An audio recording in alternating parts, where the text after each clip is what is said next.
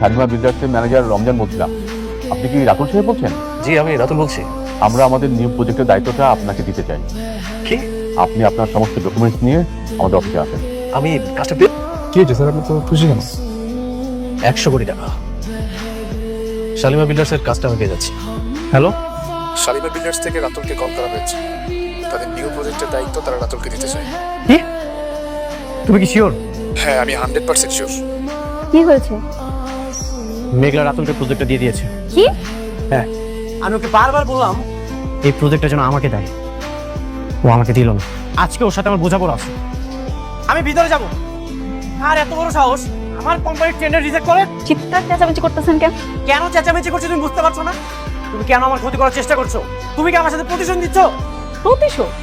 আর আপনার কি আছে? কোম্পানি যারা যোগ্য মনে করছে তারই প্রজেক্ট